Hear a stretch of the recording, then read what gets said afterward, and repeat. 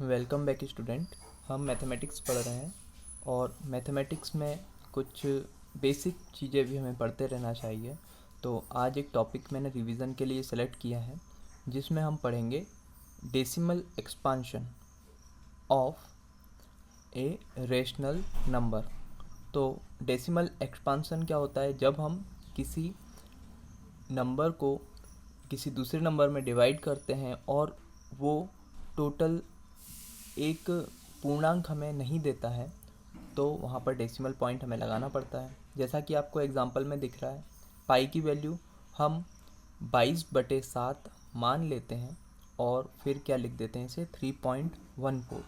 तो 22/7 जो है इसको भिन्न के रूप में लिखा गया है। भिन्न मतलब रेशनल नंबर, ठीक है। और इसकी वैल्यू हमने क्या लिखी है, 3.14। अब क्या होता है रेशनल नंबर और इरेशनल नंबर के बीच का अंतर? तो जब भी हम डेसिमल एक्सपांशन करते हैं तो वो डेसिमल एक्सपांशन यदि टर्मिनेटिंग है, टर्मिनेटिंग मतलब वो कहीं जाकर रुक जा रहा है। कैसे रुक जाना? जैसे माना कि हमारा एक एग्जांपल है 5/2। तो यहाँ पर 2 से 5 को हम जब काटेंगे तो इसकी वैल्यू कितनी आ जाएगी, 2.5। इसके बाद ये रुक जाएगा, इसके आगे इसका कोई भी एक्सपांशन नहीं होगा, सारे वैल्यूज़ क्या होंगे, 0। तो ये एक टर्मिनेटिंग वैल्यू है। और टर्मिनेटिंग वैल्यू क्या होती है, एक रेशनल नंबर होता है। लेकिन जब ये टर्मिनेट ना हो, 5 के आगे भी नंबर्स आते जाएं, तो ये क्या कहलाता है, नॉन टर्मिनेटिंग। और रिकरिंग मतलब कई बार हमने देखा है वैल्यूज़ रिपीट होती जाती हैं। रिपीट कैसे होती हैं? जैसे कि हम एक एग्जांपल देखते हैं, यदि हम 10 में 3 का भाग देते हैं, है ना, वी डिवाइड 10/3, तो क्या आएगी वैल्यू, 3.3333। इस प्रकार से वैल्यू आती जाएगी। तो इसको हम कैसे डिनोट कर देते हैं, 3.3 बार, एक बार लगा देते हैं। तो ये जो बार है इसको हम कह सकते हैं it is occurring again and again, so it is called recurring, ठीक है। तो ये रिकरिंग हो रहा है मतलब बार बार आ रहा है। तो इस कंडीशन में एक नंबर जो है वो क्या है, एक नंबर जिसका डेसिमल एक्सपांशन टर्मिनेटिंग हो या नॉन टर्मिनेटिंग रिकरिंग हो, एक रेशनल नंबर कहलाता है। तो यहाँ पर हमको देखना है कि ये जो पाई है ये इसका एग्जाम्पल होगा या नहीं।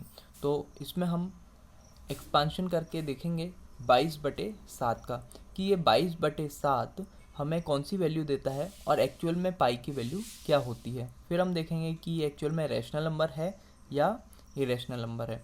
एक रैशनल नंबर किस फॉर्म में रहता है, P/Q के फॉर्म में होता है, और जिसमें Q की वैल्यू 0 नहीं होनी चाहिए, Q must not be equal to 0। तो अब हम यहाँ पर पहले देखते हैं कि पाई की वैल्यू कैसे निकल रही है। तो हमने 22/7 का जब एक्सपांशन किया तो देखिए 22 में 7 का भाग दिया तो सबसे पहले 3 बार जाएगा, 21 रिमाइंडर है 1। इसके बाद हमने 0 सब्सटीट्यूट किया, फिर 7 का भाग एक बार जाएगा तो कितना बचा रिमाइंडर, 3। फिर 0 रखा, फिर 7 का भाग कितनी बार गया, 4 बार। फिर बचा 2, फिर 2 बार गया, फिर 6 बचा, फिर कितनी बार जाएगा, 8 बार। तो 3.1428। इसके बाद कितना बचा, 4, है ना, 7 5 से 35। फिर कितना बचा, 5। तो यहाँ पर फिर कितना हो जाएगा, 7 7 जा 49। फिर रिमाइंडर कितना बचेगा, 1, और फिर हम 0 रखेंगे तो 7 1 जा 7। फिर उसके बाद कितना बचेगा, 3। तो यहाँ से ये वैल्यू जो है रिपीट होने लगेगी, 1 4 2 8 5 7 के बाद 1 4 2 8 5 7 अगेन अगेन आने लगेगा। तो इसको हम रिकरिंग के टर्म में इस प्रकार से बार लगा के शो कर देंगे, ठीक है। तो ये क्या हो गया, टर्मिनेट तो नहीं हो रहा है इसलिए नॉन टर्मिनेटिंग, और ये रिकरिंग है, यस रिकरिंग। तो ये क्या हो जाएगा, एक रैशनल नंबर। क्यों? क्योंकि 22/7 किस फॉर्म में है, P/Q के फॉर्म में। लेकिन प्रॉब्लम यहाँ पर ये आती है कि जो पाई है वो एग्जाम्पल है एक इरेशनल नंबर का। जो पाई जो है वो किसका एग्जाम्पल है, इरेशनल नंबर का। हम यहाँ पर पाई को नहीं बता सकते कि ये रेशनल नंबर है, मतलब 22/7 या इसकी जो वैल्यू आने वाली है वो एक रेशनल नंबर है, 5/2 रेशनल नंबर है। लेकिन जो एक्चुअल वैल्यू है पाई की वो कुछ इस प्रकार से रहती है 3.14159326535896932238462723372795 तो ये आगे भी आ जाएगी। तो ये फाइनाइट लेंथ ऑफ वैल्यू हमने लिखी हुई है, ठीक है, इससे भी आगे जाती है। तो मतलब ये देखिए इसमें कोई रीअकरिंग हो रही है क्या, कोई भी वैल्यू दोबारा रिपीट हो रही है क्या? जैसा कि हमने राउंडेड ऑफ फिगर जो 22/7 उसका निकाला था, तो जो पाई की जो एक्चुअल वैल्यू है वो ना तो टर्मिनेट हो रही है, मतलब नॉन टर्मिनेटिंग है, लेकिन रिकरिंग भी नहीं है। A number whose decimal expansion is non terminating and non recurring is irrational number. For example pi. तो पाई किसका एग्जाम्पल आएगा हमारा? Irrational number. Pi is a irrational number. इसके साथ ही आता है अगला example √2। √2 also is a irrational number, क्योंकि √2 को जब हम वैल्यू निकालेंगे तो वो कितनी आएगी 1.414213562375048801688872420967242096 एंड सो ऑन। तो ये वैल्यूज़ जो है वो बढ़ती जाएगी, इसका कोई भी टर्मिनेशन नहीं होने वाला। तो ये कौन सी हुई? नॉन टर्मिनेटिंग, और इसका रिपीटिशन भी नहीं हो रहा है, इसलिए ये कौन सी हो गई? Non recurring. तो NTNR या non terminating non recurring value is a irrational number, decimal expansion of irrational number, है ना। मैं इसको लिख लेता हूँ, non terminating non recurring is equal to irrational number, ठीक है। तो ये आपको याद रहना चाहिए, ठीक है। तो pi √2 are non terminating non recurring, hence they are irrational number, and the value of 22/7 is rounded off figure for pi, value of pi. So its value is 3.14 and it is recurring. So non-terminating recurring is a rational number. तो 22/7 rational number है, जो कि पाई की सही value नहीं है। पाई की सही वैल्यू क्या है? ये, और √2 की वैल्यू ये है, जो कि क्या है? Irrational number. तो ये दोनों क्या है? ये दोनों क्या है? इरेशनल नंबर है, ठीक है। अब हम देखने वाले हैं √2 की वैल्यू कैसे निकालते हैं। तो √2 की वैल्यू निकालने के लिए मैंने यहाँ पर सॉल्व किया है। देखिए, सबसे पहले ये लाइनें खींचेंगे, यहाँ अंदर की तरफ 2.000 ऐसा लगा देंगे, कम से कम दो के पेयर में 1 2 3 4 5 6 7 8 9 10 जीरो हमने लगा दी, ठीक है। इसके बाद हमको इसमें डिवाइड करना है, लेकिन वही जो कि इसको परफेक्ट स्क्वायर में डिवाइड करे। तो परफेक्ट स्क्वायर से बड़ा नहीं होना चाहिए। जैसे 1 का स्क्वायर होता है 1, ठीक है, 2 से छोटा है, लेकिन 2 का स्क्वायर यदि कर देंगे तो वो 4 हो जाएगा, जो कि 2 से बड़ा हो जाएगा, तो उससे हम डिवाइड नहीं कर सकते। तो सबसे पहले स्टार्टिंग हमने की किससे की? 1 से। तो 1 को यहाँ पर लिख दिया, 1 को यहाँ पर लिख दिया, 1 को यहाँ पर लिख दिया, इसको सब्स्टिट्यूट किया, कितना बचा? 1।